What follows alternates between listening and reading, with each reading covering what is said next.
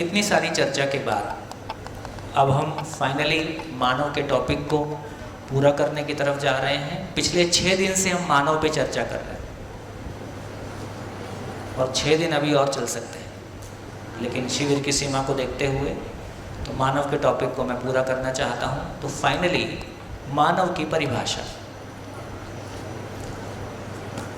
मानव की परिभाषा क्या है?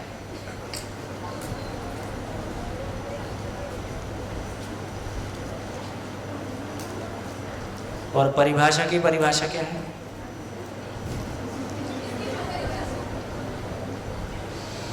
परिभाषा की परिभाषा है परिपूर्णता के अर्थ में जो भाषा है, जो उसको पूर्णतया व्यक्त कर दे, वो परिभाषा है। किसी भी चीज को पूर्णतया व्यक्त कर दे, वो उसको परिभाषा बोलते हैं। तो मानव की परिभाषा क्या है? बोलिए, मानव की परिभाषा क्या है? पूछो अपने आप से, मेरी परिभाषा क्या है, मैं क्या हूं? मानव की परिभाषा क्या है? हाँ जी, माइक लीजिए, माइक खड़े हो जाइए तो पता चले आपको माइक देना है। हाँ जी, माइक दो इनको।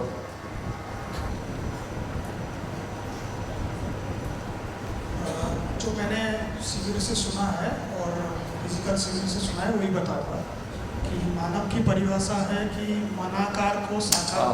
अभी नहीं पूछ रहे, अभी संसार में क्या चल रहा है वो पूछ रहा हूँ। अभी संसार में वही है कि मानव प्रयास करते हैं कि परिवार के साथ संतुलित रहे और खुद में जो भी भौतिक आवश्यकता है खुद के लिए और परिवार के लिए पूरा करना। और स्वयं को अच्छी जगह पर समझना। और मानव की परिभाषा,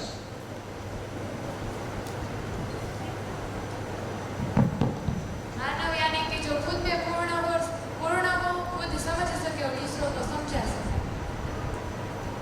जो मानव को पूर्ण कर सके, जो मानव को पूर्ण कर सके।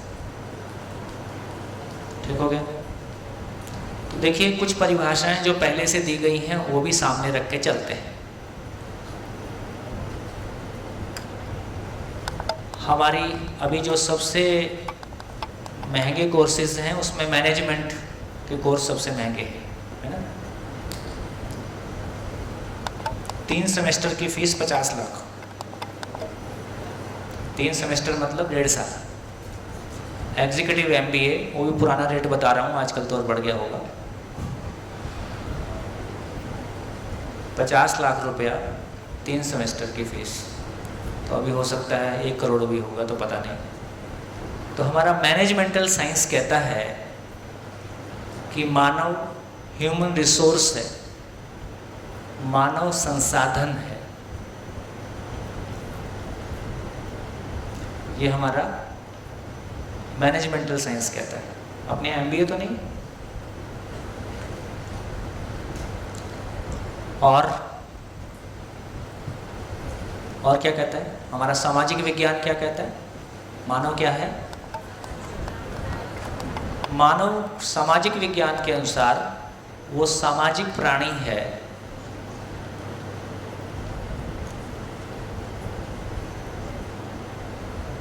सोशल एनिमल है।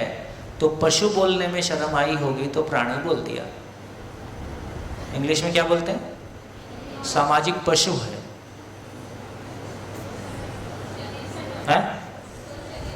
सोशल एनिमल है, सामाजिक पशु है। और क्या सुनते हैं? गांव में बोलचाल की भाषा में क्या बोलते हैं? आदमी क्या है? गांव में क्या बोलते हैं?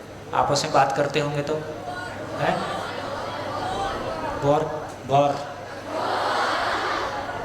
एक जन बोलो। हाँ, गौर। ढोर। ढोर तो पशु होता है। ढोर तो पशु होते हैं ना? हाँ, तो ऐसे ही गुजराती में बोलते हैं कि आ तो ढोर जेवो छे। हाँ, वो तो जब किसी से परेशान हो गए तब बोलते हैं।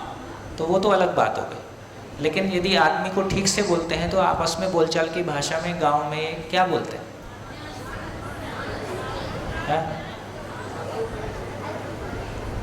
मानव के रूप में पशु। तो कुल मिला के मानव के रूप में पशु, आकार मानव का है पर एक अलग प्रकार का पशु है ना। मानव भी एक अलग प्रकार का पशु है। ऐसा थोड़ा बहुत जो चलन में है भाषा, बोले हाड़ मांस का पुतला है। हाड़ मांस से बनी हुई कोई चीज है। फिर बोले 2 पैर का जानवर है, बोलते पशु हैं, 2 पैर वाला है?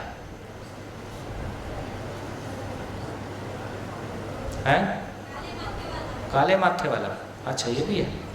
अच्छा अब पशु कितनी बार लिखूंगा, मेरे को भी लिखना ठीक नहीं लग रहा है। हाँ और क्या सुना है? आ गया हाड़ मांस, मिट्टी का पुतला है ना, ऐसा भी सुनते हैं। और क्या सुनते हैं?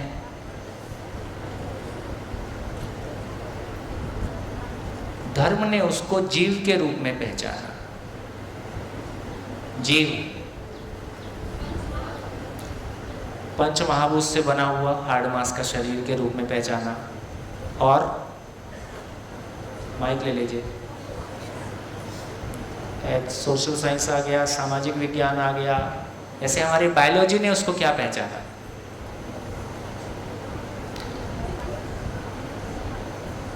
मनुष्य कहते हैं। मनुष्य मनुष्य बोलने से कुछ पता नहीं चल रहा ना, क्या बोल रहे हैं? मनुष्य तो एक नाम है, किस रूप में पहचाना? जो व्यक्त होता है वो मनुष्य। और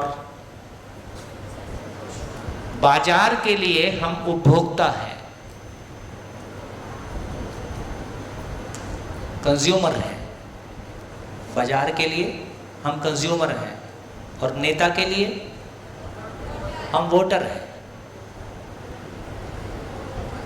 5 साल में उसको हमारी एक बार जरूरत पड़ती। और कोई छूटा हो है?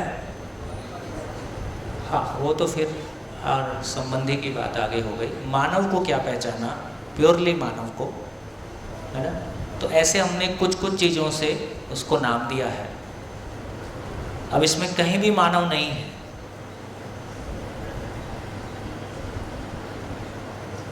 इसमें कहीं भी मानव नहीं है।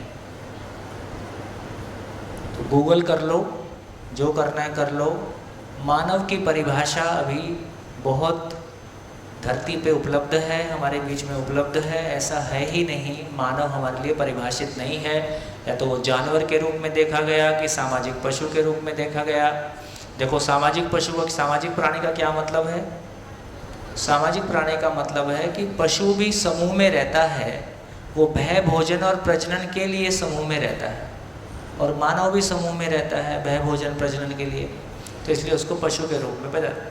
और ये एचआर ने तो बिल्कुल ही कमाल कर दिया, उसको एक मशीन के रूप में पहचाना। फैक्ट्री में यूज़ होने वाली एक मशीन है, संसाधन है, और मानव को मशीन के रूप में तैयार करेंगे, है ना। इस पे हमने जोर दिया। तो इन सारी चीज़ों में मानव कहीं नहीं है। इसलिए हम मानव जैसा नहीं जी पा रहे, इसलिए उसको ढोर बोलना पड़ता है, पशु बोलना पड़ता है ना।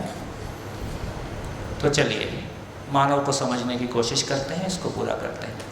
तो अब तक हमने जितना देखा तो उससे ये क्लैरिटी बनी कि मानव के बारे बोला गया कि मनाकार को साकार करने वाला, मनाकार को साकार करने वाला, और मनः स्वस्थता का आशावादी। मनः स्वस्थता का आशावादी और प्रमाणित करने वाला।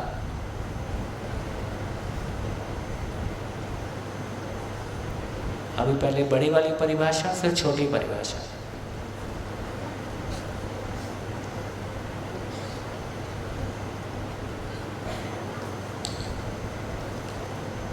इसको मानव कहा।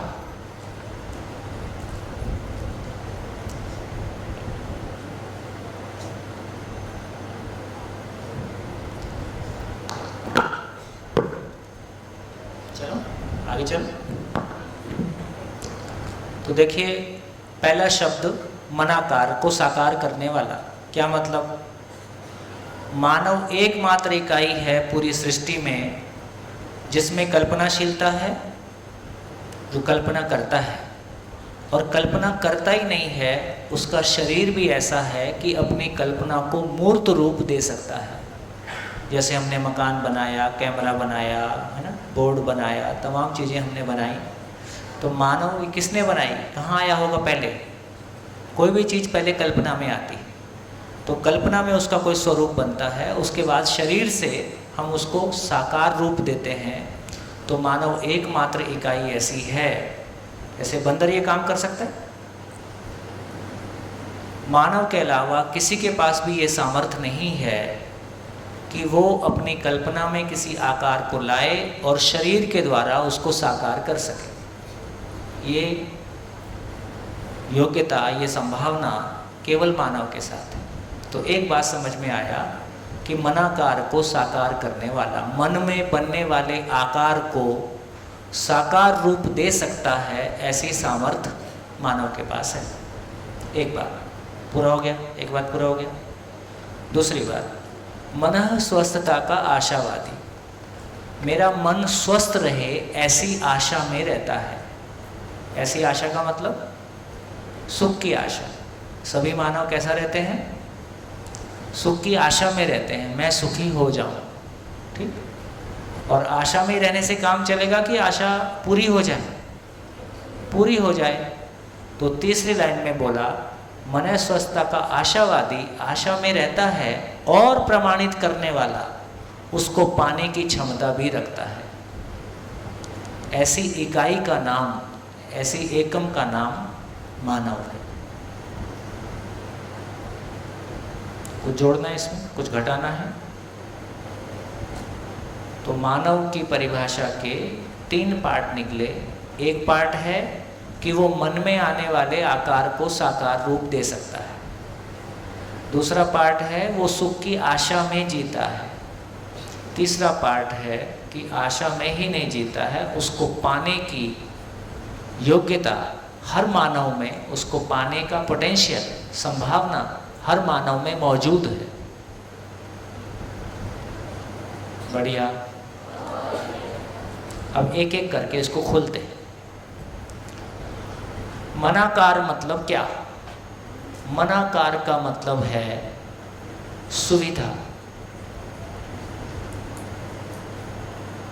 तो सारी सुविधा कितने प्रकार की है? धरती पे जितनी भी सुविधा है वो मानव के लिए 6 प्रकार की है। पहली चीज है आहार,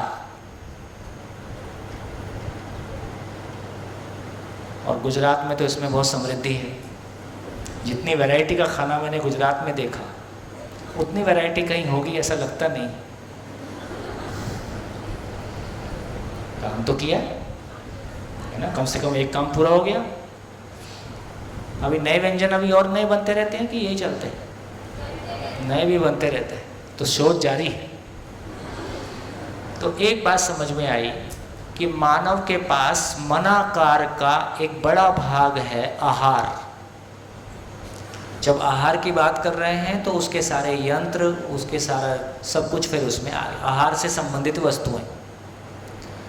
दूसरा भाग है आवास।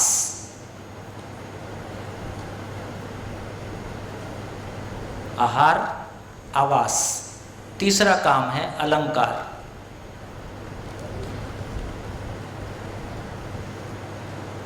आहार, आवास, अलंकार, 3 तरह के मनाकार। मनाकार में क्या क्या हो सकता है? तो आहार से संबंधित वस्तु हो सकती है, आवास से संबंधित वस्तु हो सकती है, और अलंकार। अलंकार मतलब, हाँ, मैं आभूषण बताने के लिए खड़ा हुआ हूँ। अलंकार का मतलब आभूषण नहीं है। अलंकार का मतलब है शरीर के तापमान को, शरीर के तापमान को नियंत्रित करने वाली चीजें।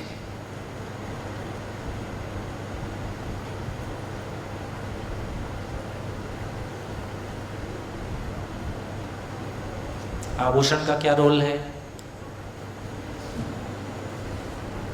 आभूषण एक प्रकार का एक्यूप्रेशर, एक्यूपंचर, यदि उसके शरीर के स्वास्थ्य के अर्थ में उपयोगिता देखें, और देखिए ऐसा मेरी हल्की जानकारी में है कि चांदी बाय नेचर ठंडा होता है, गोल्ड बाय नेचर गर्म होता है। तो शरीर के ऊपर के भाग में गहने कैसे होंगे, नीचे के भाग में गहने कैसे होंगे? तो बेसिकली आभूषण जो है, जैसे हम बीमार होते हैं तो वो कांसे के बर्तन में पानी, और किसी रोग में चांदी के बर्तन में खाना, ये सब बेसिकली स्वास्थ्य को ध्यान में रखते हुए किसी की आवश्यकता हो सकती है। पर हमको तो उपयोग पता नहीं है, पड़ोसी को चमकाना है, कैसे चमकेगा? तो पड़ोसी को चमकाने के लिए फिर गहने कहाँ से कहाँ चले गए? जो शरीर के स्वास्थ्य के लिए थे वो शरीर को नुकसान पहुँचाने की जगह में चले गए। तो हर वो चीज़ जो दूसरों को प्रभावित करने की तरफ जाएगी वो हमारे लिए खतरनाक हो जाती है। मकान मेरे रहने के लिए था, जब वो पड़ोसी को चमकाने के लिए हो जाता है तो वो अलग तरह का बन जाता है, उसमें पैसा भी अलग तरह से लग जाता है। तो हर वो चीज़ जो दूसरों के लिए, तो मूल बात ये समझ में आया कि आहार आवास अलंकार का मतलब है शरीर को बनाए रखने के अर्थ में जितने भी साधन और हैं आहार आवास के अलावा, तो बेसिकली ये 3 चीज़ें हैं जिसको हम ये कह रहे हैं कि ये शरीर को बनाए रखने के लिए है। शरीर जिंदा रहे इसके लिए आहार आवास अलंकार है। तो आहार है, आवास है, उसके अलावा जितनी सारी चीज़ें शरीर को जिंदा बनाए रखने में, जैसे मैं स्त्री बोलता हूँ तो स्त्री अब किस में आएगी? प्रेस, अलंकार में आ जाएगी। वॉशिंग मशीन किस में आएगी? अलंकार में आ जाएगी, क्योंकि वॉशिंग मशीन ना आहार में आएगी ना आवास में आएगी, तो ये अलंकार में आ जाएंगे। कूलर किस में आएगा? शरीर के तापमान को, है ना? तो शरीर को बनाए रखने के अर्थ में आहार और आवास के अलावा जितनी भी चीज़ें हैं वो सब अलंकार में आ जाती हैं, गहने भी उसमें आ गए। फिर कुछ और चीज़ें हैं जिनको हम बोल रहे हैं दूरगमन, दूरदर्शन और दूर श्रवण। दूर श्रवण मतलब मोबाइल, दूरदर्शन टीवी, मोबाइल, और दूरगमन ट्रांसपोर्टेशन। तो ये 3 चीज़ें हैं जो शरीर को गति प्रदान करने के लिए हैं। तो दुनिया के जितने साधन हैं, सारी धरती के सारे उपयोगी साधन या तो शरीर को बनाए रखने के लिए हैं या शरीर को गति प्रदान करने के लिए हैं। इसके अलावा पैसे और साधन की और कोई औकात नहीं है। ये नेचर में ऐसा निश्चित है, आप कुछ नहीं कर सकते उसके अलावा। बाकी जो है वो दुखी होने का जुगाड़ है।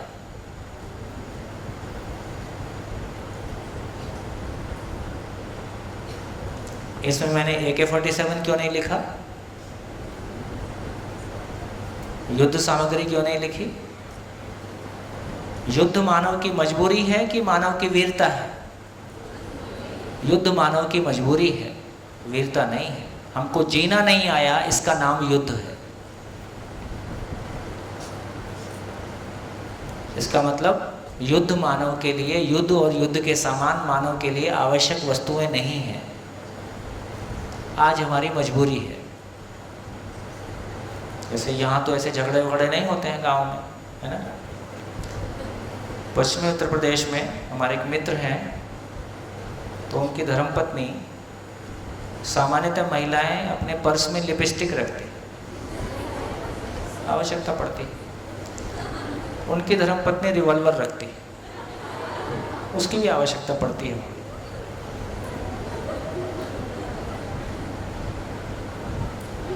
तो इसका मतलब ये हुआ कि हमारी अब क्लैरिटी। अब कुछ भी चीज़ को सोचो, पंखा किस में आएगा? आहार में आएगा, आवास में आएगा कि अलंकार में आएगा? अलंकार में आएगा। कैमरा किस में आएगा? अच्छा, दूरदर्शन, दूरदर्शन। स्पीकर किस में आएगा? दूरश्रवण। तो अब किसी भी चीज़ को सोचो, दुनिया की कोई भी चीज़ सोचो, वो इस 6 में से ही आएगी।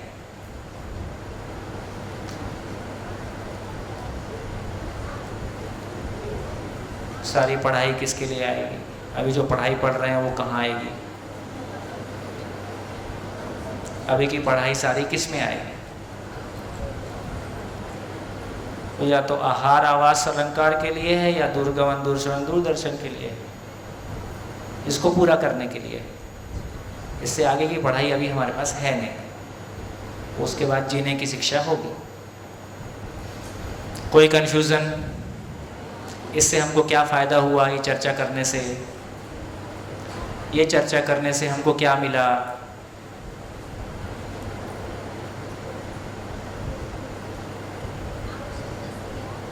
आवश्यकताओं की क्लैरिटी हो गई कि धरती का सारा साधन का 2 ही पर्पस है, शरीर को बनाए रखने के लिए साधन, शरीर को गति प्रदान करने के लिए साधन, और साधन की कुल हैसियत, कुल औकात, उसका कुल पर्पस इतना ही है, इसके अलावा उसका कोई पर्पस नहीं। तो आराम में आ गए। क्या हो गया? साधन के बारे हमारे भाव और विचार को स्थिरता मिल गई, निश्चितता मिल गई। अस्तित्व में हर चीज़ के होने का कोई पर्पस है, हर चीज़ के होने का कोई प्रयोजन है, और वो निश्चित है, और वो यूनिवर्सल है। उस यूनिवर्सलिटी को हम पा लेते हैं तो हमारा भाव और विचार उस मामले में स्थिर हो जाता है। इतना ही तो करना है ना। शुरू से क्या बात कर रहे हैं कि भाव और विचार में स्थिरता आ जाए। अब गाड़ी सम्मान के लिए है तो बहुत मुश्किल है। ठीक हो गया? थक गए समझ समझ के? बंद कर दें? तो ये आधा भाग पूरा हो गया, मनाकार को साकार करने वाला भाग पूरा हो गया। तो एक व्यक्ति को फिर यह भी पता चलेगा कि मनाकार को साकार कैसे करें। ठीक हो गया? तो इससे हमारा यहाँ बहुत सारी चीज़ें और हैं, उस पर भी हमारा ध्यान चला जाएगा। देखो एक बढ़िया चीज़, मेरे को लगता है हम सब एकेडमिक्स और शिक्षा की बात भी कर रहे हैं। अब बताओ क्लोनिंग सफल होगा कि नहीं होगा? क्लोनिंग समझते हो? क्लोनिंग कितने लोग समझते हैं? क्लोनिंग ज़्यादा लोग नहीं समझते, तो छोड़ दीजिए।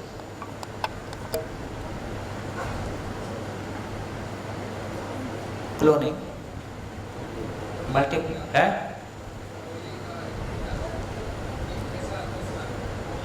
कॉपी, मानव का क्लोनिंग। जैसे पशु का क्लोनिंग किया था, वो डॉली नाम की भेड़ बनाई थी, है ना, ऐसा हमने अखबार में कभी पढ़ा था। चलो इस टॉपिक को अभी करने की जरूरत नहीं। हाँ जी, फाइनली दूसरी भाग करते हैं। तो एक भाग पूरा हो गया। दूसरा भाग, मन है स्वस्थता का आशावादी, मैं सुख की आशा में रहता हूँ और उसको प्रमाणित भी करता हूँ। ये मेरी जिंदगी का कौन सा पार्ट है? सुविधा वाला भाग, जिंदा रहने वाला भाग है, और ये वाला भाग कौन सा है? जीने का भाग है। तो जीने का मतलब है, इसका मतलब ये हुआ कि एक मानव समझण से, समाधान से सुखी होता है। एक मानव समाधान से सुखी होता है। अब ये क्या है? प्रमाणित करने वाला। तो मेरे पास समझ है, मैं सुखी हूं, इसका प्रमाण क्या होगा? इसका प्रमाण क्या होगा? प्रमाण समझते हो ना? प्रमाण शब्द प्रमाण ही है। तो मैं सुखी हूं, समझदार हूं, समझण के साथ हूं, इसका प्रमाण क्या होगा? है?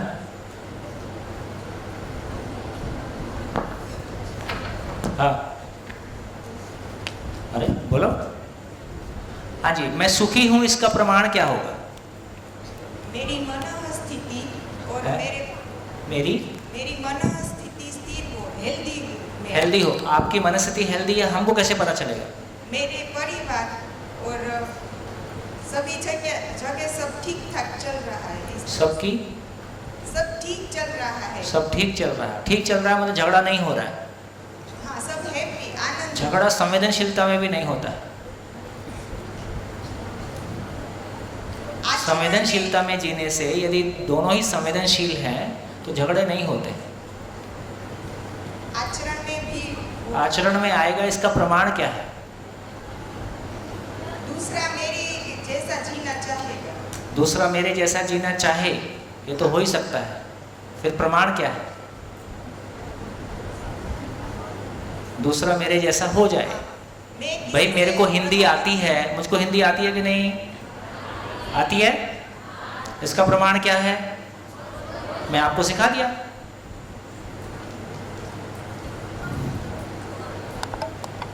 आपका जितना क्लियर, कुछ लोग बहुत अच्छे हिंदी बोल रहे हैं, और भी लोग बोल सकते हैं, किसी संकोच में अभी सब लोग, बड़ी सभा है, सबको सब बोल सकें उतना अवसर भी नहीं होता है। लेकिन मुझको हिंदी आता है, इसका प्रमाण है कि मैं दूसरे को सिखा दूं। मैं उसको सिखा पाया तो वो तीसरे को सिखा दे, तीसरे को सिखा दिया मतलब इसको आता है, मतलब मैं सिखा पाया। क्या हुआ? यदि ए को कोई काम आता है तो इसका प्रमाण है कि वो बी को सिखा दे। बी सीख पाया है, इसका प्रमाण है कि वो सी को सिखा दे।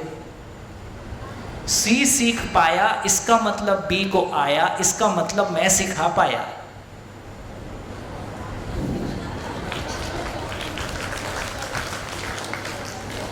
है क्या? हाँ बोलो।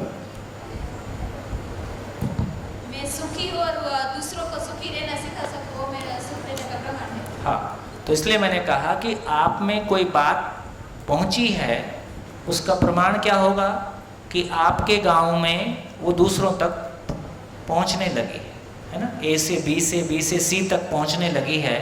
इसका मतलब है कि आपको कोई बात समझ में आई है, आप में कोई चीज़ रुकी है। इसका मतलब ये हुआ कि यदि मैं समझ के साथ हूँ तो मानव का सबसे पहला प्रमाण है कि वो न्यायपूर्वक जिएगा। न्याय मानव का सबसे पहला प्रमाण है कि उसमें कोई समझ टिकी है। तो न्याय का मतलब है मानव का मानव और प्रकृति के साथ, मानव और जड़ प्रकृति के साथ संतुलन पूर्वक जीते हुए समाधान और समृद्धि पूर्वक जीना। तो परिवार में शिकायत मुक्त, अभाव मुक्ति हो गई। ये तो बेसिकली न्याय कहाँ होता है? न्याय परिवार में प्रमाणित होता है।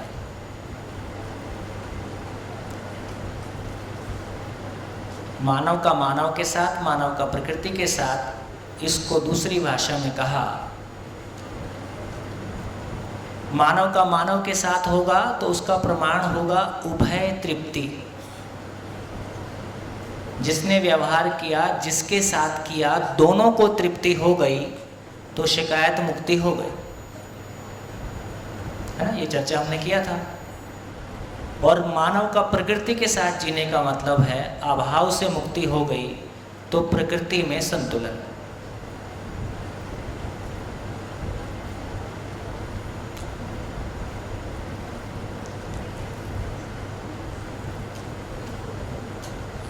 तो न्याय का अर्थ क्या हुआ? मानव मानव के बीच हार्मनी हो, शिकायत नहीं हो, नेगेटिवली बोले पॉजिटिवली बोले, कि दोनों के बीच में हमेशा तृप्ति हो। तो तृप्ति का मतलब है जैसे एक मानव समाधान से सुखी हुआ, इसके साथ रह के दूसरा मानव भी समाधान से सुखी हुआ, दोनों के बीच में तृप्ति हो गई, इसका नाम न्याय है। इसका एग्जाम्पल तो बहुत छोटे स्वरूप में इसका एग्जाम्पल ये सभा है। आज छठा दिन 6 दिन रोज 8 घंटे, 8:30 से शाम को 6 हम रोज चल रहे हैं। ना सुनने वाला थका, ना सुनाने वाला थका, और हर दिन आपका लेवल ऑफ कंसंट्रेशन, आपकी लिसनिंग बढ़ रही है कि घट रही है? बढ़ रही है, हर दिन बढ़ रही है और ये बढ़ती जाएगी। तो इससे पता चला कि हमारे बीच में उभय तृप्ति है कि नहीं है। मुझको भी तृप्ति है, आपको भी तृप्ति है, दोनों के बीच में तृप्ति है, इसका नाम न्याय है। दोनों के बीच में तृप्ति नहीं है, इसका नाम अन्याय है, न्याय नहीं हुआ। तो मानव की समझ का सबसे पहला प्रमाण है कि मानव के साथ जी के वो तृप्ति आ जाए, है ना। एक दूसरे के प्रति स्वीकार्यता हर दिन बढ़ रही है कि घट रही है?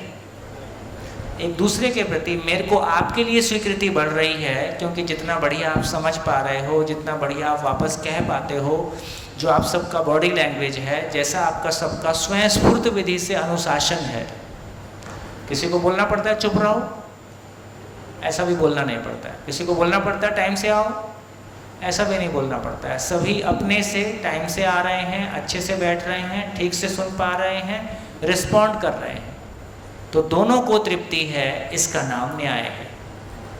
तो एक बात पता चली कि मानव में कोई समझ आई है, कोई तृप्ति आई है, उसका पहला प्रमाण न्याय है। उसका दूसरा प्रमाण धर्म है। यहाँ धर्म का वो मतलब नहीं है जो आप सुनते आए।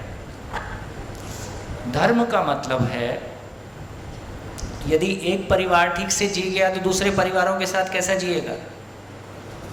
तो समाज भय से मुक्त हो जाए, समाज भय मुक्त हो जाए तो धर्म सफल हुआ। समाज भय से मुक्त हो जाए तो धर्म सफल हुआ, इसका नाम धर्म है। तो क्या बोला? आपको कोई बात समझ में आई है तो इसका प्रमाण क्या होगा? आपके परिवार और आपके मित्रों में तृप्ति हो जाए, आपके पूरे गांव में जैसे जैसे बात आगे बढ़ेगी तो आपस में विश्वास बढ़ेगा कि घटेगा? पूरा गांव एक कदम चाल के साथ, है ना। तो गांव के विकास करने के लिए फिर सरकारी पैसा लगेगा कि गांव में पर्याप्त हो जाएगा? एक यूपी के गांव में, कानपुर के पास के गांव में सर्वे किया। हमारे मित्र एक गणेश बागड़िया जी हैं, तो वो काम करते हैं, तो उन्होंने एक सर्वे कराया। तो गांव में जितना सरकारी पैसा आता है उससे ज़्यादा पैसा गुटखा, बीड़ी, शराब और फालतू के कामों में खर्च होता है, और उतना पैसा सरकार से पाने के लिए गांव के सारे संबंध तहस नहस हो गए इलेक्शन के नाम पे। उस गांव में उतना पैसा है ही है, जितना सरकार से मिलता है उससे ज़्यादा पैसा वो खराब कर रहे हैं। तो गांव का विकास पैसे से होगा या गांव का विकास तन मन धन के सदुपयोग से होगा? गांव का विकास सरकारी पैसे से होगा कि गांव का विकास अपने तन मन धन के सदुपयोग से होगा? है ना। तो गांव का विकास अपने तन मन धन के सदुपयोग से होगा। कौन गांव ऐसा होगा देश में जो अपने गांव के बाहर बोर्ड लगा सके कि हमको सरकारी पैसे की आवश्यकता नहीं है, हम अपने गांव का विकास कर लेंगे, तुम किसी दूसरे को दे दो? और क्या, 70-75 साल हो गए, है ना, 75 साल हो गए। 75 साल में हमारे पास वो अधिकार आना की आवश्यकता है कि नहीं? हम कह सकेंगे भाई हमारे गांव को हम देख लेंगे, अब जो गांव नहीं देख पा रहे हैं तुम उनको देख लो, कहीं तो लोड कम हो। तो कितना पैसा लाएंगे वर्ल्ड बैंक से और कितना पैसा लाएंगे? अभी हर भारतीय के ऊपर 26,000 रुपये की उधारी है।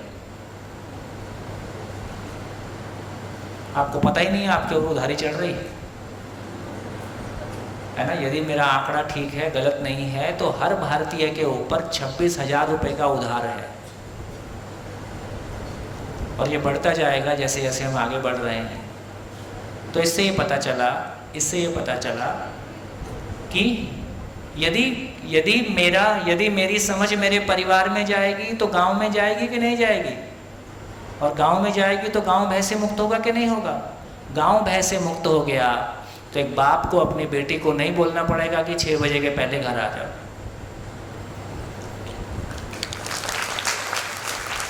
आठ बजे आओ, क्या फर्क पड़ता है?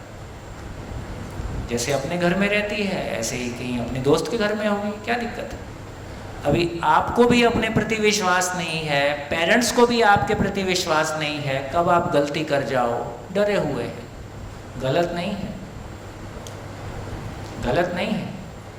तो कैसे हम भी अपने प्रति विश्वास पा जाएं, हमारा परिवार भी हमारे प्रति विश्वास पा जाए, हम भी गांव के प्रति विश्वास पा जाएं, गांव भी हमारे प्रति विश्वास पा जाए, इसका ये समझ का दूसरा चरण है, जिसको कहा कि धर्म सफल हो गया, समाज भय से मुक्त हो जाए, इसका नाम धर्म है। इसको आगे समझेंगे। तीसरा नाम, तीसरा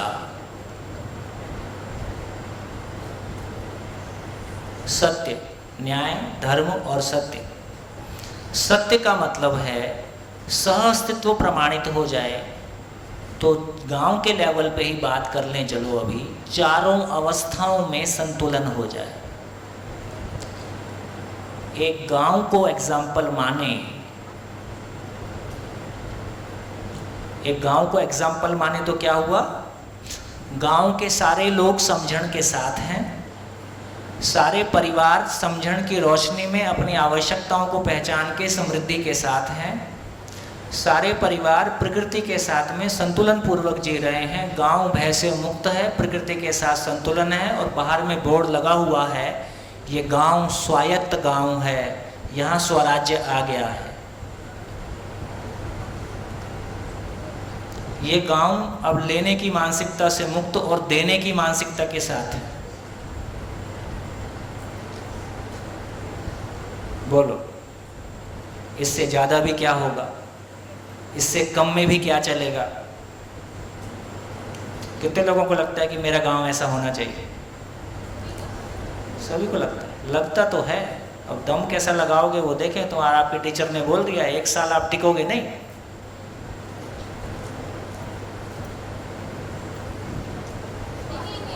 है? कितने लोगों को लगता है हम टिक पाएंगे? देखो अभी आधों के हाथ नहीं उठ रहे हैं, आधों का हाल अभी ऐसा है, और आधे 1 महीने बाद देखूंगा कितने टिके। आप टिकोगे तो मैं आऊँगा, आप नहीं टिकोगे तो मैं भी क्यों आऊँगा? और क्या, मेरे भी आने की कौन सी ज़रूरत है? तो आप टिक पाओगे तो हम भी कोशिश करेंगे, आप नहीं टिक पाओगे तो जहाँ लोग टिकेंगे हम वहाँ चले जाएंगे। देखेंगे आप में कितनी दम है। देखो पैसा नहीं चाहिए हमको, पर आपका कमिटमेंट तो चाहिए। आपका कमिटमेंट होगा तो हमारा कमिटमेंट भी है। आपका कमिटमेंट 1 कदम का होगा तो हमारा 2 का होगा, और आपका कमिटमेंट 1 वापस होगा तो हमारा 4 वापस होगा।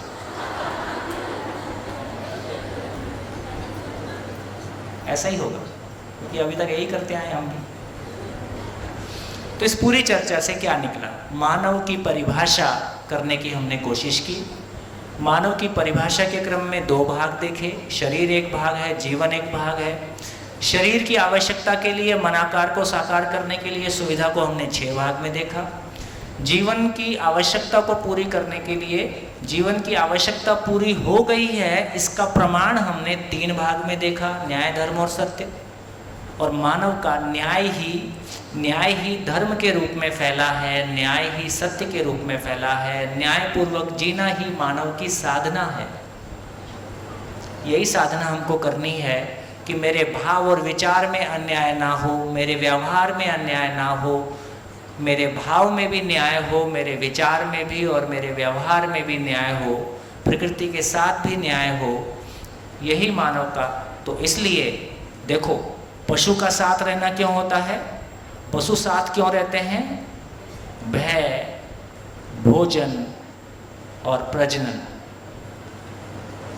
ये 3 काम के लिए पशु समूह में रहते हैं। अभी मानव क्यों समूह में रहते हैं? अभी मानव एक गांव में रह के क्या करते हैं? क्या करते हैं? क्या करते हैं? यही करते हैं कि कुछ और करते हैं? मानव भी यही करता है, भय, भोजन और प्रजनन के लिए जुगाड़ बनाता है, इसलिए उसको गुस्से में ढोर बोल देते, क्योंकि पशु भी इतना ही करता है। इससे मानव का सम्मान हुआ? क्या ये मानव के लिए काफ़ी है? क्या ऐसा करने से जीवन तृप्ति हो गई? इसलिए मानव के साथ साथ रहने का केवल इतने से काम नहीं चलेगा। इसलिए कहा, मानव को परिभाषा दिया, मानव न्यायिक सामाजिक इकाई है। न्यायिक सामाजिक इकाई है। क्या मतलब हुआ? जो न्याय के लिए सामाजिक हुआ है, न्यायपूर्वक जीने के लिए सामाजिक हुआ है, ऐसी इकाई का नाम मानव है। तो मानव न्यायिक सामाजिक इकाई है, ये मानव का सम्मान है, ये मानव की परिभाषा है। तो मानव सोशल एनिमल नहीं है, ह्यूमन रिसोर्स नहीं है, हार्ड मास का पुतला नहीं है, दो पैर का जानवर नहीं है, जीव से मानव समझ में आया नहीं, है ना। किसी के लिए उपभोक्ता है और किसी के लिए वोटर है, ये सब पर्याप्त नहीं हुआ, है ना। मानव एक अद्भुत चीज़ है, मानव एक बड़ी चीज़ है। तो मैं न्यायपूर्वक जी सकूं, दूसरों को न्यायपूर्वक जीने में सहयोग दे सकूं, ये मानव की गरिमा है। तो बताइए, मानव की परिभाषा को लेके पहले हम क्या सोचते रहे और अभी क्या सामने आया है, किस बात पे हमारा ध्यान ठीक से गया। देखो, अभी ये ध्यान हमारा आ जाएगा कि क्यों हम ढोर बोलते हैं, क्यों हम दो पैर का जानवर बोलते हैं, है ना, क्यों हम सामाजिक पशु बोलते हैं। हर बार घूम फिर के हम पशु के आसपास ही रहते हैं। जिंदा रहने के मामले में पशु और मानव नज़दीक हैं, इसलिए हम पशुओं से अच्छा जिए। अच्छा जिए का मतलब हमारे कपड़े अच्छे हैं, हमारा मकान अच्छा है, हमारी, है ना, हमारे पास मोबाइल भी है, लेकिन मानसिकता को देखेंगे, इसलिए उसको जीव चेतना कहा, एनिमल कॉन्शियसनेस कहा। जिंदा रहने के धरातल पर मानव को जीव चेतना में जीता हुआ कहा, एनिमल कॉन्शियसनेस कहा। तो गांव में जो बोल रहे हैं गलत नहीं बोल रहे, गलत नहीं बोल रहे। दो पैर का जानवर जब बोलते हैं तो गलत नहीं बोल रहे, क्योंकि देखा जाए तो हमने भौतिक रूप में कुछ अच्छा किया है, मानसिक रूप में तो स्थितियाँ और ख़राब हैं। कम से कम पशु अपनी व्यवस्था में जीता है, हम तो एक दूसरे को नुकसान पहुंचा के जी रहे हैं, नेचर को नुकसान। तो अब हमारा ध्यान इस बात पे जाएगा कि ये गलती क्यों हो गई और कैसे हम ठीक करेंगे। तो मानव की परिभाषा में जो कुछ भी हम सुनते रहे और जो सामने आया है, दोनों में क्या अंतर है? क्या अंतर है? कौन बोलेगा? बोलो बोलो, माइक दो। अब तक तो समझ रहे, सब कहते थे मानव यानी सामाजिक प्राणी, और वो भी गलत तो था नहीं, क्योंकि भौतिक तरह यानी कि जिंदा रहने के धरातल पर हम सोचे तो हमें भी मृत्यु से भय होती है, पशुओं को भी होती है। हमें भी भोजन की तलाश रहती है, जो पशुओं में भी होती है। हमें भी प्रजनन तंत्र है, जो पशुओं में भी होता है। इसीलिए ये भी गलत, जो अब तक मानते थे वो भी गलत तो है ही नहीं। पर अब जब सच में मानव की परिभाषा मिली है, यानी कि मन के आकार को, मनाकार को सिद्ध करने वाला, जो मन में आकार आता है उनको सिद्ध साकार करने वाला। जैसे कि मुझे ऐसा मन में लगा कि मुझे बड़ा 5 स्टार होटल बनाना है, तो मैं उसका बनाने का पूरा प्रयास करूँगी। मन में जो आकार आया है उसको सिद्ध करने का पूरा प्रयास तो करूँगी।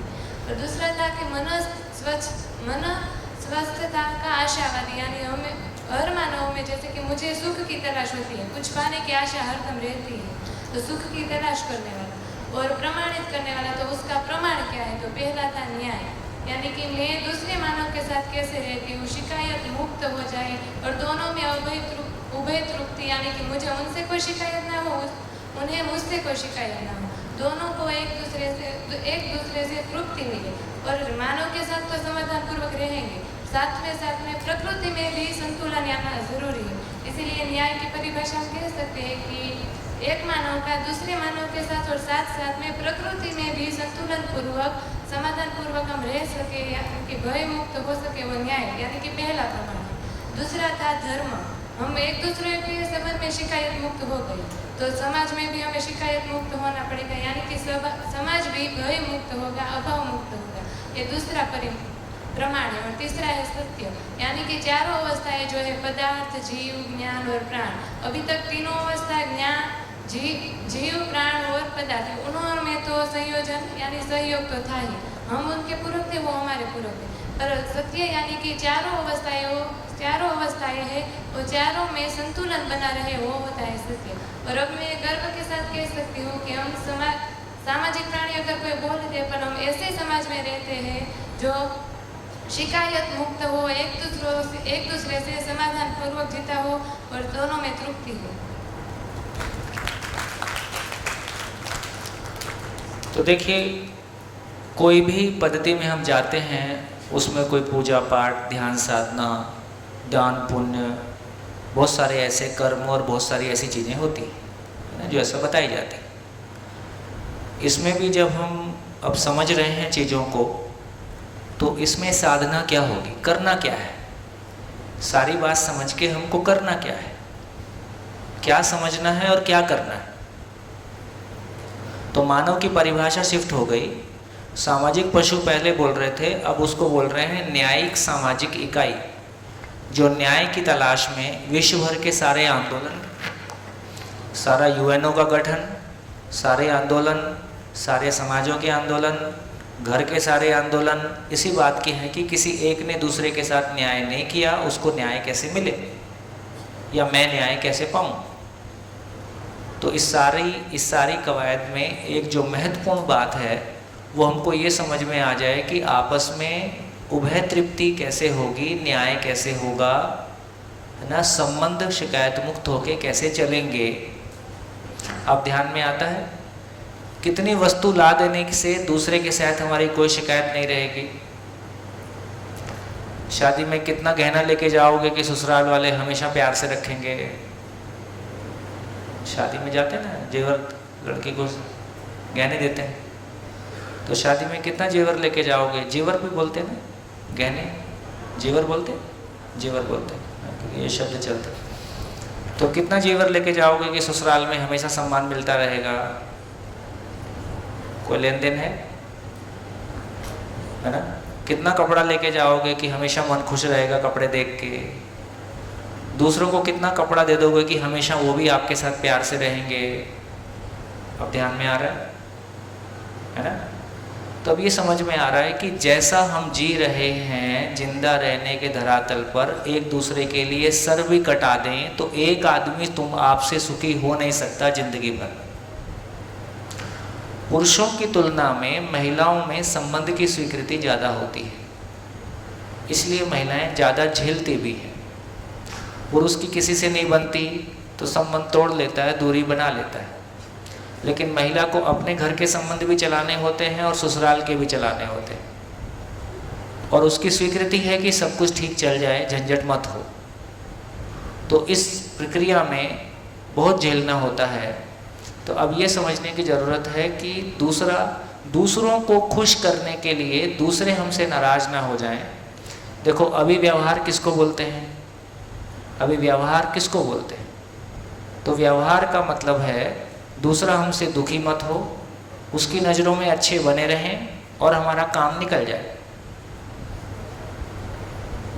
इसको व्यवहार बोलते हैं। ऐसा कितना भी कर लें, जिंदगी में कोई भी आपसे खुश रहेगा, कभी ना कभी किसी ना किसी बात पे नाराज हो ही जाएगा, और ऐसा करते करते आप भी थक जाओगे। क्योंकि दूसरे मुझसे खुश रहें, ये क्या है? सुखी होके करना है कि करके सुखी होना है? सुखी होके करना है कि करके सुखी होना है? अच्छा, बिना समझे बोलोगे।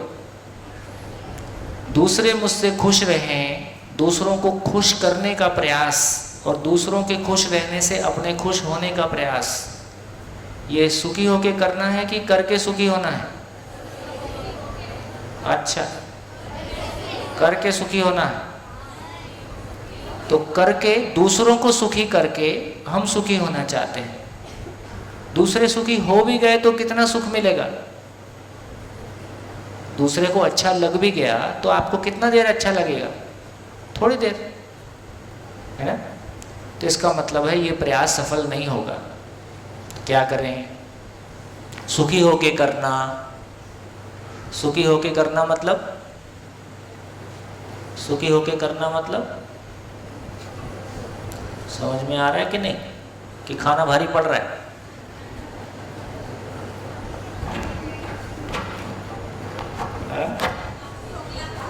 खोखला था, हाँ इसलिए।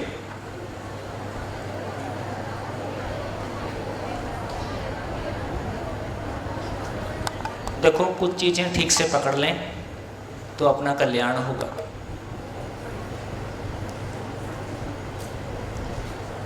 एक बात बोली,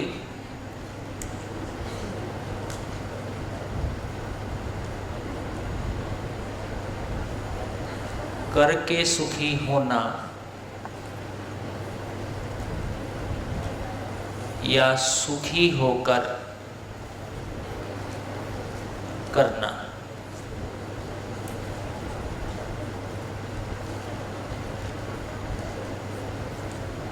दोनों में से क्या ठीक है? दूसरा, समझ कर करना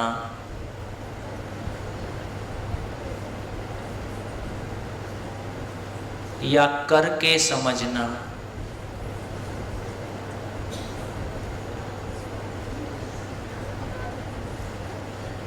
तो क्या समझ में आया? समझ के करना। तो समझ के करना ही सुखी होके करना है। समझ के करना ही सुखी होके करना है।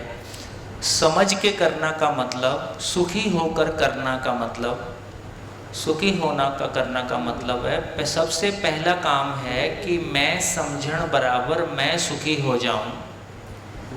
क्यों जीना है, कैसे जीना है, ये मैं पा जाऊं। मेरा भाव और विचार की स्थिरता आ जाए।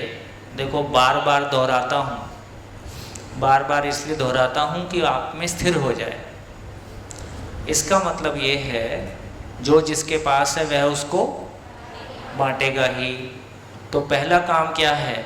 मैं सुखी होऊंगा तब सुख बांटूंगा, मैं सुखी होऊंगा तब सही व्यवहार कर पाऊंगा, मैं समझ के साथ होऊंगा तब तय कर पाऊंगा क्या उचित है, क्या अनुचित है, क्या करने लायक है, क्या नहीं करने लायक है ना। गाड़ी मेरे लिए कि मैं गाड़ी के लिए, जॉब मेरे लिए कि मैं जॉब के लिए, शरीर मेरे लिए कि मैं शरीर के लिए, तब सब कुछ तय होगा। एक बार ये सब कुछ तय होगा तो मेरे को जीना आएगा। तो मैं समझण से सुखी हो जाऊं। अब मैं दूसरे के साथ व्यक्त होता हूं तो वो भी सुख की तलाश में है, वो भी सुखी होना चाहता है। आपके पास कोई चीज़ है, दूसरा होना चाहता है, तो आप उसके साथ आदान प्रदान कर सकते हो, तो वो भी सुखी हो सकता है। इसका नाम उभय तृप्ति है। ये बात ध्यान में आ गई? ये बात ध्यान में आ गई? तो बेसिकली जो ये कह रहे हैं कि इस पूरा आदमी की पूरी ज़िंदगी में सारी समझ का इतना ही मतलब है, सारे जीने का इतना ही मतलब है, सारे चाहने का भी इतना ही मतलब है कि मैं सुखी हो जाऊं और सबके साथ ठीक से जी पाऊं। और उसके लिए मूल में समझ में आ गया कि समाधान से सुखी होना और दूसरे के साथ भी समाधान पूर्वक जीना, इसका नाम न्याय है। तो इसका मतलब सबसे पहला न्याय दूसरे के साथ है कि सबसे पहला न्याय अपने साथ ही है? मैं स्वयं के साथ न्याय कर पाऊँ, इसका मतलब स्वयं की, स्वयं से जो अपेक्षा है, क्या अपेक्षा है, क्या अपेक्षा है? स्वयं की स्वयं से क्या अपेक्षा है? निरंतर सुख, है ना, भाव की स्थिरता, वो मैं अपने में पालूं, वो मैं अपने में पालूं और दूसरा भी पाना चाहता है, उसके लिए सहयोगी हो जाऊं। तो मानव के जीने की क्वालिटी वस्तु के साथ बहुत कम है, भाव के साथ ही ज़्यादा है, भावपूर्वक ही ज़्यादा है। तो इस बात को अपन स्थिर करेंगे तो एक बात ध्यान में आ गया कि मानव भाव और विचार में स्थिरता है, ये मैं स्वयं के साथ न्याय कर पाया। दूसरे का भाव और विचार भी मेरे साथ रह के स्थिर होता है, उसके साथ भी मैं सही व्यवहार करता हूँ, तो इसका मतलब है वो भी खुश होता है। तो यहाँ से पता चला कि न्याय किसको बोल रहे हैं। तो कितने लोगों को न्याय समझ में आया? चलो अपनी कॉपी में लिखो, पहले न्याय किसको बोल रहे थे, अब न्याय किसको बोल रहे हैं। न्याय शब्द चलता है ना, न्याय शब्द का पहले हमारे लिए मीनिंग क्या था और अभी न्याय शब्द का मीनिंग हमारे लिए क्या है। चलो कुछ नए लोग बोलो, कौन बोलेगा? बोलो।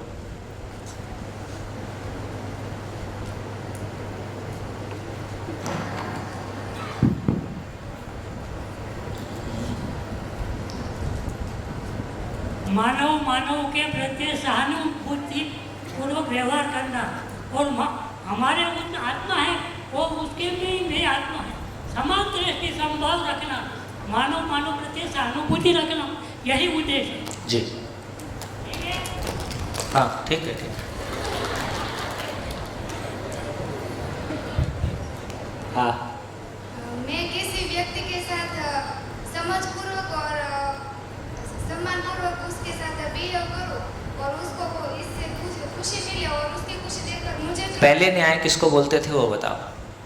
पहले तो जो अदालत में न्याय मिलता था। अदालत में न्याय मिलता था वो बताओ। अदालत में न्याय क्या होता है? दो पक्ष होते हैं, एक हाँ। सही है और गलत है।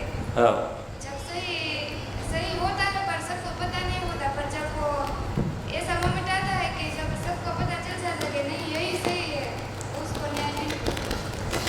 देखो अदालत का न्याय कैसा होता है। बैठो। बचपन में कितने लोगों ने ये देखा कि जब आप बहुत छोटे थे और ज़मीन पे बहुत छोटा बच्चा 1 साल 1.5 साल 2 साल, और जब बच्चा ज़मीन पे गिर जाता है तो रोने लगता है, तो मम्मी क्या करती है? हाँ, चींटी मर गई। पूरे देश में चींटी मरती है तो मम्मी फरस को थप्पड़ मारती है, चुप हो जा मैंने मार दिया है। और जब दो भाइयों के बीच में जो भाई लोग आपस में लड़ लेते हैं बचपन में और माँ के पास जाते हैं उसने मेरे को मारा, तो माँ क्या करती है? या तो उसको एक थप्पड़ मार देती है या उससे एक थप्पड़ लगवा देती है। तो एक थप्पड़ तूने मारा, तू भी थप्पड़ मारना। तो इसको क्या बोलेंगे? इसको न्याय बोलेंगे कि प्रतिक्रिया बोलेंगे? है ना, ये तो प्रतिक्रिया है, न्याय तो नहीं हुआ। न्याय का क्या मतलब हुआ? जिस कारण से ए ने बी के साथ गलती किया उसको वो गलती अपनी समझ में आ जाए और आगे से वो उस गलती को ना करे और दोनों को तृप्ति हो जाए, तो इसका नाम न्याय है। अभी कोर्ट क्या करती है? ए ने बी को नुकसान पहुंचाया तो ए को कोर्ट क्या नुकसान पहुंचाए कि बी की भड़ास निकल जाए, है? इसका नाम कोर्ट का न्याय है। तो कोर्ट को कोर्ट न्याय करती है कि फैसला करती है? तो उसको न्यायालय कहें कि फैसलालय कहें? गई भैंस। तो इससे ये समझ में आया कि देखो अपने घरों में हम न्याय नहीं कर पाए तो कोर्ट हमारा क्या न्याय करेगा? वहाँ तो 2 लोग फीस लेने के लिए खड़े हैं, हमारा दुख किसी का व्यवसाय है। ढांचे ही गलत है, ढांचे ही मानवीय नहीं है। मानवीय समाज में किसी का दुख किसी का व्यवसाय हो ये अच्छी स्थिति नहीं है। दुख को संवेदनापूर्वक कैसे हैंडल किया जाए ये मानवीय समाज की उपलब्धि हो सकती है। तो अभी हमको ये समझ में आया कि जिसको अभी तक हम न्याय बोल रहे थे वो कैसा था। तो देखिए, जिंदा रहने के धरातल पर स्वयं को शरीर मानकर जब हम न्याय की बात करते हैं तो न्याय का एक मतलब है वस्तु का समान बंटवारा। किसी वस्तु का समान बंटवारा हो जाए तो इसका नाम न्याय है। ज़्यादा न्याय वस्तु के साथ देखा जाता है और अन्याय मानव के साथ। एक ने दूसरे के साथ में गलत किया तो एक ने दूसरे के साथ में अन्याय किया, तो अन्याय का विरोध, अन्याय का विरोध या अन्याय को रोकना भी हम न्याय के रूप में पहचानते हैं। कोई एक जन दूसरे को तंग करता है ना, तीसरा जिसको हमने कहा कि हमने प्रतिक्रिया को न्याय कहा है। इन तीनों में वस्तु वाले में उभय तृप्ति हो सकती है, लेकिन वस्तु की उभय तृप्ति तो जिंदगी की उभय तृप्ति नहीं हो सकती है। वस्तु के मामले में बंटवारा ठीक हो गया, लेकिन उससे हमारे आपस के संबंध ठीक रहेंगे हमेशा, ऐसा तो जरूरी नहीं है। तो इसका मतलब है कि जिंदा रहने के धरातल पर हमारा न्याय या तो वस्तु के साथ जुड़ा हुआ है। जब आदमी के साथ हम न्याय की बात करते हैं तो प्रतिक्रिया ज़्यादा है, उसमें न्याय की, इसमें उभय तृप्ति नहीं है। जिसको कोर्ट ने सजा दिया वो भी रोता है, और जिसके साथ अन्याय हुआ उसकी भड़ास निकलती है। वो कोई सही अर्थों में न्याय की तरफ दोनों चले गए, ऐसा कह पाना मुश्किल है। इसका मतलब है ये न्याय नहीं है ना। अब न्याय किसको बोल रहे हैं? यहाँ न्याय इसको बोल रहे हैं, दूसरी तरफ जाएंगे तो न्याय इसको बोल रहे हैं। तो दोनों को ही क्यों जीना है, कैसे जीना है कि समझ हो, दोनों मिलके साथ में जिए, दोनों को उभय तृप्ति रहे, इसका नाम न्याय है। फिर वस्तु का समान बंटवारा कर ही लेंगे। जब जीने की समझ आ गई तो वस्तु का बंटवारा भी कर लेंगे। जब जीने की समझ में आ गई तो एक दूसरे का शोषण नहीं करेंगे, तमाम बातें अपने आप हो जाएंगी। तो इससे ही समझ में आया कि अब तक हमारा न्याय शरीर आधारित है, उसके केंद्र में शरीर है। और जब हम जीने की बात करते हैं तो उसके केंद्र में मानव है। जब मानव की बात करेंगे तो उसमें जीवन और शरीर दोनों है। ध्यान में आया है ना?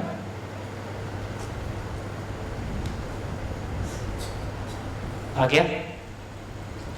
आश्वस्त हो जाऊं कि न्याय आप तक पहुंच गया है ना? देखेंगे, अभी पता चलेगा आगे। तो एक क्लैरिटी हमारी बनी कि मुझ में कोई समझ है तो मुझ में कोई समझ है और मैं उससे सुखी हूँ का प्रमाण है कि मैं लोगों के साथ न्यायपूर्वक जीता हूँ। तो ये हमारी क्लैरिटी बनी। अब मुझको लगता है कि यहीं पे हम दूसरी बात भी कर लें, एक दो और। जैसे व्यवहार की बात हमने की थी, तो व्यवहार की परिभाषा क्या है? व्यवहार, अभी तो शादी में जाते हैं, लिफाफा दे के आते हैं, उसको व्यवहार बोलते हैं ना। देखा, व्यवहार। और कोई अधिकारी आ जाए, उसको पैसे देने होते हैं, उसको भी व्यवहार बोलते हैं। हमारी हालत देखो कितनी पतली है। व्यवहार कर देंगे, जो व्यवहार आवश्यक होगा वो कर देंगे, तो व्यवहार कर देते हैं। पैसे को छोड़ के कुछ समझ में आया नहीं है। आत्मा परमात्मा सब हवाबाजी है। हमारे परिवारों को देख के कौन भरोसा करेगा कि हमको कोई आत्मा परमात्मा की कोई कुछ पता है?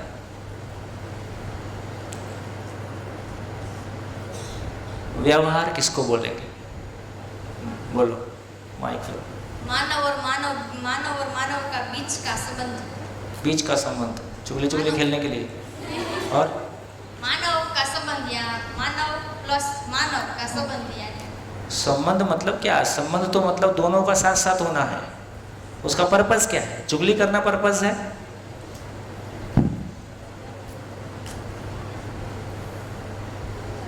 नहीं निकलेगा ऐसे। दोनों मिलके करेंगे क्या? खाना खाने के लिए संबंध है, पैसा कमाने के लिए संबंध है। वे संबंध तो कई तरीके से हो सकता है ना। भोग करने के लिए संबंध है, कई तरीके से हो सकता है। क्यों साथ में है वो? मानव के साथ होने का पर्पस क्या है? मानव के बीच का आदान प्रदान वस्तु के रूप में भी होगा, भाव के रूप में भी होगा। अब ये सोचने की बात है कि हम एक छत के नीचे साथ साथ क्यों रहते हैं? है? खाना खाने के लिए। अभी हमारा घर का कैसा घर है? अभी हमारा घर होटल जैसा है, जहाँ सोने का एक कमरा है, खाने का जुगाड़ है, पेट भरने का जुगाड़ है, पेट खाली करने का जुगाड़ है, और सोने का जुगाड़ है। अगर मानव सुख को सही तरीके से समझे तो वो सुख मल्टीप्लाई करने के लिए, तो इसका मतलब व्यवहार की परिभाषा हुई मानव का मानव के साथ, मानव का मानव के साथ सुखी होने के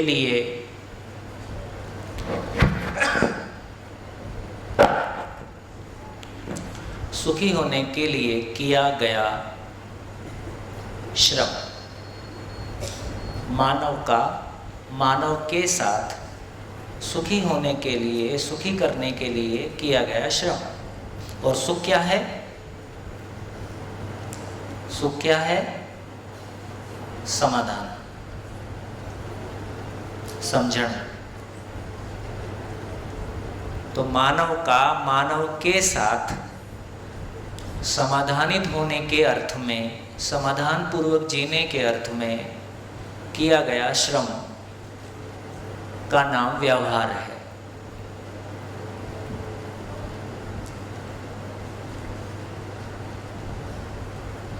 अभी तक हम क्या कर रहे हैं व्यवहार के नाम पे?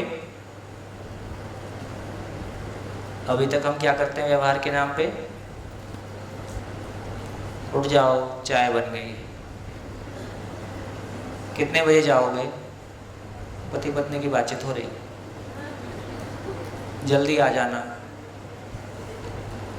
किसी की शादी में जाना है, करते करते किसी की 13वीं में जाना है और अपनी 13वीं आ जाती। तो सुबह से शाम तक हम जो कुछ भी बातें कर रहे हैं, पैसा कैसे आएगा और पैसा कहाँ जाएगा,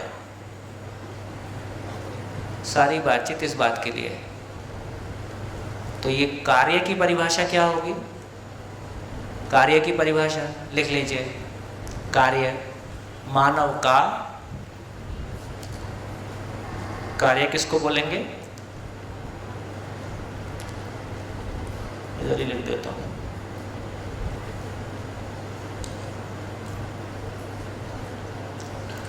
कार्य किसको बोलेंगे? मानव का शेष प्रकृति के साथ, शेष प्रकृति मतलब मानव के अलावा, शेष प्रकृति के साथ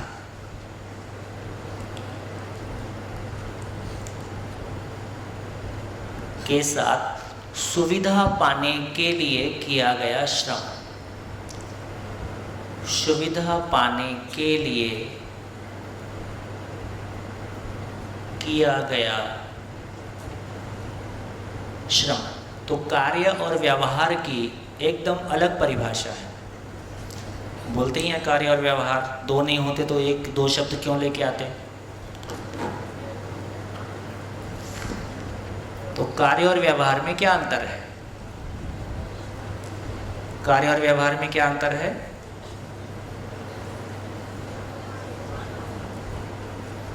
कार्य और व्यवहार में क्या अंतर है? कौन बताएगा? कार्य और व्यवहार में क्या अंतर है? चलो बोलो बोलो, जो बोलना बोलो। हाँ, व्यवहार मानव का मानव के साथ होता है और कार्य मानव का प्रकृति के साथ, मानव के गुड। और व्यवहार का फल क्या होता है? व्यवहार का फल सुखी होना होता है, जबकि कार्य का फल सुविधा पाने के लिए। क्या बात, शानदार। ठीक, बड़े लोगों देखो घरों में क्या हो रहा है ना? सुबह से शाम तक, अब बताओ सुबह से शाम तक जो कुछ भी हम घर में कर रहे हैं वो व्यवहार। जैसे शरीर को नहलाना कार्य है कि व्यवहार है? शरीर को खिलाना कार्य है कि व्यवहार है? खाना बनाना कार्य है कि व्यवहार है? सो जाना कार्य है कि व्यवहार है? पैसा कमाना कार्य है कि व्यवहार है? तो व्यवहार क्या है? व्यवहार क्या है? व्यवहार क्या हुआ फिर घर में? ठीक, तो जैसा अभी जीवन शैली हम जी रहे हैं उसमें व्यवहार हुआ कि नहीं हुआ? जैसा हम अभी जीवन शैली जी रहे हैं उसमें कोई व्यवहार हुआ कि नहीं हुआ? जोर से बोलो। व्यवहार करने की हमारी योग्यता ही नहीं है। इसका प्रमाण है, एक रिश्ता गिला शिकवा शिकायत से मुक्त है नहीं और होगा नहीं जब तक ऐसे ही जिएंगे। तो जो करना है कर लीजिए, जो करना है कर लीजिए। एक रिश्ता गिला शिकवा शिकायत से मुक्त किसी भी घर में हो नहीं सकता। इतना ही है कि किसी रिश्ते को पड़ोसी सुन सकते हैं, किसी रिश्ते को घर की बात घर में रहती है, इतना हो सकता है।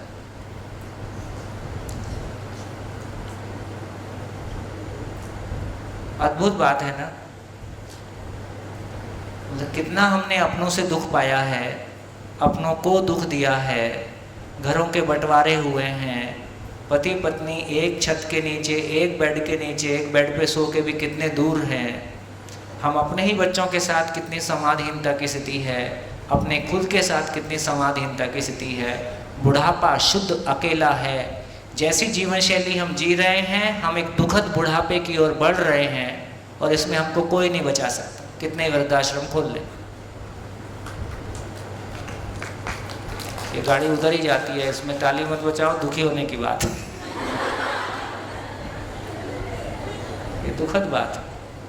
नहीं सुधरोगे, किसी वृद्धाश्रम में तुम लोग भी जाओगे। तो इसका मतलब है, देखो कितना ही, मतलब वो बात अलग है, किसी के बच्चे अमेरिका चले गए हैं तो उसको कहीं ना कहीं रहना ही है, वो सारी स्थितियाँ अलग तरह की बात है। लेकिन सच्ची बात यही है कि हर व्यक्ति अपनों के बीच में पैदा होता है, अपनों के बीच में शरीर छोड़े यही चाहता है। घर कैसा भी हो, गरीबी हो, अमीरी हो, वो एक अलग बात है।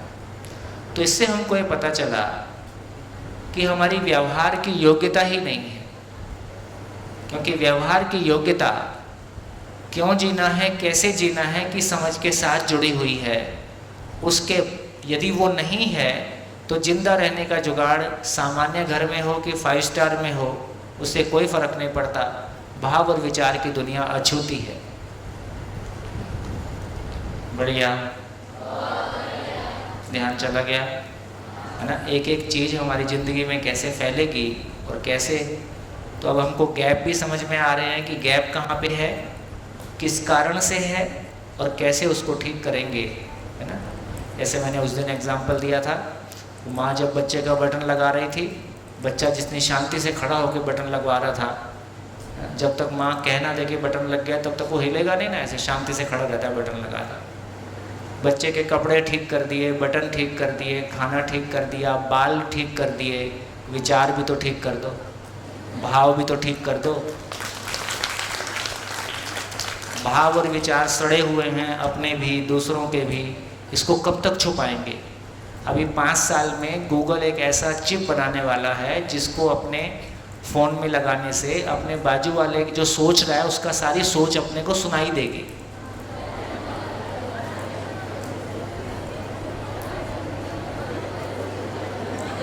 है? चुगली बंद नहीं हो जाएगा, पति पत्नी सास सोना बंद कर देंगे।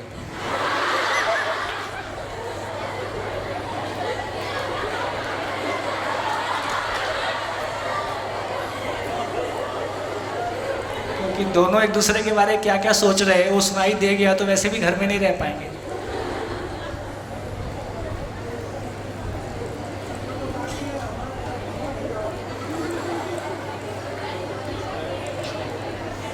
देखो मैं तो पूर्व सूचना दे रहा हूँ, नहीं तो भविष्य में ये होने वाला है, तो कम से कम बचा सकते हो तो बचा दो।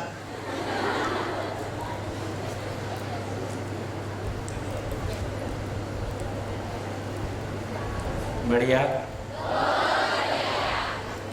चलो तो इतनी चर्चा से फिर से कहता हूँ, मानव की जिंदगी का केंद्र बिंदु है न्यायपूर्वक सोच पाना, न्यायपूर्वक बोल पाना, न्यायपूर्वक जी पाना। इससे ज़्यादा नहीं, इससे कम नहीं। न्याय का विस्तार ही धर्म है, न्याय का विस्तार ही सत्य है, उसको और समझेंगे, है ना। लेकिन इस बात पे हमारा ध्यान चला गया, जैसे एक और बढ़िया चीज़ है, जैसे हम घर में कुत्ता भी पालते हैं, गाय भी पालते हैं, है ना। तो गाय और कुत्ते के साथ में व्यवहार करते हैं कि नहीं करते? गाय और कुत्ते के साथ में व्यवहार करते हैं कि नहीं करते? करते हैं कि नहीं?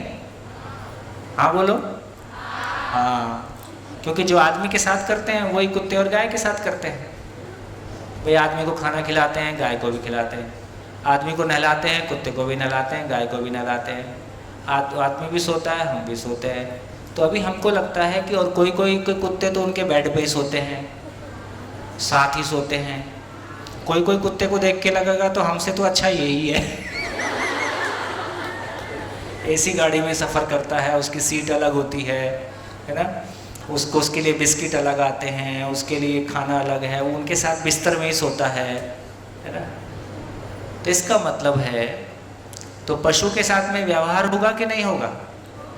होगा। व्यवहार समझ में आया होता तब ना होता ना। तो अब ये समझ में आया कि क्या पशु से हमको सीखना है कि सुखपूर्वक कैसे जीना है?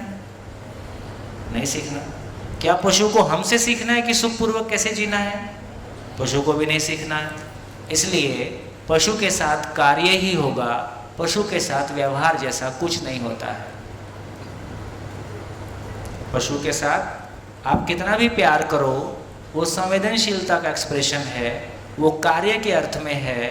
पशु मनुष्येतर प्रकृति है, पशु मानव नहीं है। ना पशु को हमसे सीखना है क्यों जीना है, कैसे जीना है, ना हमको पशु से सीखना है कि क्यों जीना है, कैसे जीना है।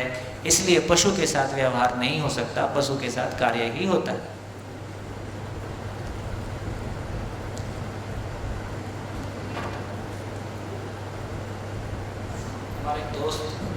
हमारे एक मित्र कनाडा, महेंद्र आजकल कहाँ है?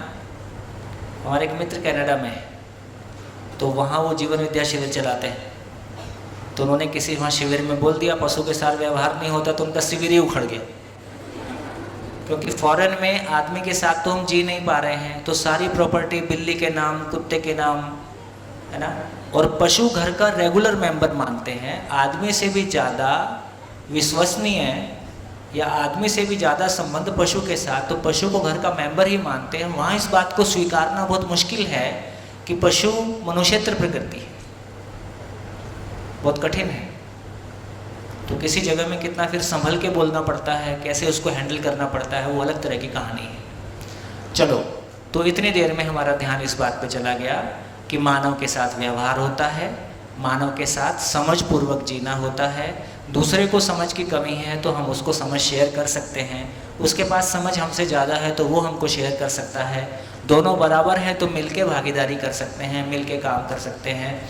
समझ पूर्वक जीना मानव का, मानव के साथ में व्यवहार पक्ष है। और मनुष्येतर प्रकृति के साथ हम जीते हैं तो वो सुविधा पाने के लिए जीते हैं, उसका नाम कार्य है।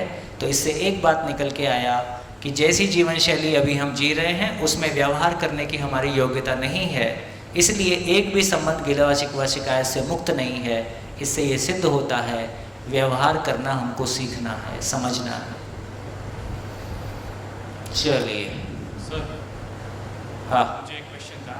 हाँ, आपने पशु पक्षी की बात की, तो उसमें ये तो समझ आ गया कि उसमें शायद सम्मान और विश्वास का सुख नहीं आता होगा, लेकिन उसमें वो जो आप कहते हैं टेम्पररी हैप्पीनेस जो है उसको सीखना नहीं पड़ता है, वो वंश विधि से उसको आता ही है। तो मटेरियलिस्टिक हैप्पीनेस जो हम कहते हैं वो उसमें आएगी या नहीं? क्या मटेरियल हैप्पीनेस जैसा कुछ होता भी नहीं है। नहीं, मतलब जैसे मुझे खाना खाने से सुख मिलता है, हाँ, तो वो निरंतर सुख नहीं है, लेकिन सुख तो है। हाँ, लेकिन यदि केवल जिंदा रहने के धरातल पर हम जी रहे हैं तो खाने वाला जो सुख की हम बात कर रहे हैं वो कार्य की जगह में आ जाएगा। खाना खाना भी एक कार्य है, उससे जो सुख मिला उससे कोई हमारा वो जो सुख से हमारे भाव और विचार में कोई फर्क नहीं पड़ता है। एक क्लैरिटी है। खाना कितना भी अच्छा हो तो उससे ये पता चला कि वो व्यवहार को नहीं छू पाता है। ठीक है, बहुत हद तक हम संवेदनशील हो सकते हैं, लेकिन क्लियरली जब कहेंगे तो वहाँ तक वो पहुँचता नहीं। यही तो परेशानी है।